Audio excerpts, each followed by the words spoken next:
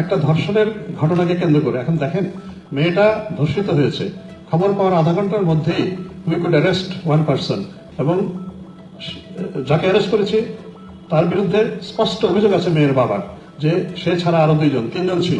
আমরা একজনকে অ্যারেস্ট করেছি, আমরা তাকে জিজ্ঞাসাবাদের জন্য পুলিশের হেফাজতে এনেছি। এখন আমরা এই ক্ষেত্রে ডাক্তারি পরীক্ষাও করিয়েছি যিনি ভিকটিম, অপরাধের শিকার। আমরা চেষ্টা করছি এইটাকে তদন্তটা যেন সফল হয়, আমরা যেন স্পেসিফিক্যালি বের করতে পারি যে কারা কারা ছিল, কে কে দায়ী, এবং আমরা চাই তাদেরকে বিচারে সোপর্দ করতে। এখন আমাদের কিন্তু চেষ্টার কমতি নেই। একজনকে অ্যারেস্ট করা হয়েছে, মামলা নেওয়া হয়েছে, ডাক্তারি পরীক্ষা করা হয়েছে, তারপরে কেন এই জিনিসটাকে ফুলিয়ে ফাঁপিয়ে বড় করা হচ্ছে? মানে এরকম যদি হতো পুলিশ মামলা নিচ্ছে না কাউকে, অথবা মামলা নিচ্ছে এরপরে চুপচাপ বসে আছে, আসামি ধরছে না, মানে গাফিলতিটা কোথায় আমাদের? কেন এই জিনিসটাকে কেন এত বড় করা হচ্ছে? মানে ধর্ষণের ঘটনা অফকোর্স একটাও না হওয়া উচিত সারা দেশে। এখন ওইটা তো একমাত্র ঘটনা নয় যে সারা দেশে ঘটেছে, আরো তো ঘটছে, কিন্তু দেখেন কোথাও তো এরকম পরিস্থিতি তৈরি হচ্ছে না। মানে যারা অস্থিতিশীলতা তৈরি করতে চাচ্ছে তারা এই ছোটখাটো একটা ইস্যু নিয়ে they are trying to blow it up. আসলে মাননীয় আইজিপি, এই ঘটনায় যাদেরকে ধরা হয়েছে, একজনকে ধরা হয়েছে বললেন এবং বাকি দুজনে পাওয়া গেছে পরিচয় এখন পর্যন্ত, তাদের জাতিগত পরিচয় বা তাদের পরিচয়টা যদি একটু জানাতেন। তো জানেন, নাম তো জানেন বাকি দুজনের? জি, এটা তো পত্রিকায় এসছে, নামটা হচ্ছে পত্রিকায় এসছে। আমরা যাকে অ্যারেস্ট করেছি একজন শীল, উনি পাহাড়ি না, উনি সেটেলার।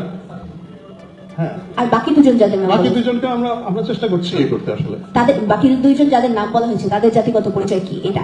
আর আরেকটা বিষয়ের প্রশ্নটা একবারই করে রাখি, সেটা হচ্ছে যে তেহরিকে তালেবানের রিক্রুটমেন্টের মাধ্যমে যাওয়া একজন মারা গেছে বাংলাদেশি পাকিস্তান সীমান্তে, এবং এই 1 বছরের মধ্যে 4 জন মারা গেছেন বাংলাদেশি। এই বিষয়টা নিয়ে যে গণমাধ্যমগুলোতে আসছে যে বাংলাদেশের রিক্রুটমেন্টের কাজ চলছে বা প্রচেষ্টা চলছে, সেই বিষয়টা আপনাদের নজরদারিতে আছে কিনা? পাকিস্তান সীমান্তে তেহরিকে তালেবান টিটিপি রাইট, এই সংক্রান্ত আমরা যে খবরটা পেয়েছিলাম। একটু যদি পরিচয়ের বিষয়টা শেষ করে বলতেন, পাহাড়ের বাকি দুই আসামের পরিচয়ের বিষয়টা শেষ করে। বাকি দুজনের নাম রিপোর্টটা অনেক বড়, আমি আপনাকে দিয়ে দিতে পারবো, একটু বের করে দিচ্ছি।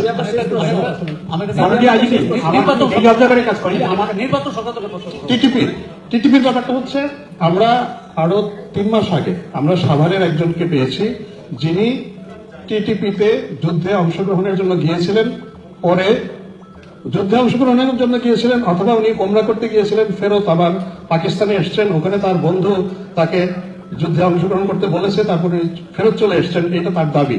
কিন্তু আমাদের ইন্টেলিজেন্স আছে যে হি ওয়াজ এ পার্টিসিপেন্ট, আমরা তাকে অ্যারেস্ট করেছি। তার মাধ্যমে আমরা তার অন্য যারা সহযোদ্ধা আরো আছে কিনা তাদের ব্যাপারে এই আমাদের অ্যান্টি টেররিজম ইউনিট তদন্ত করছে।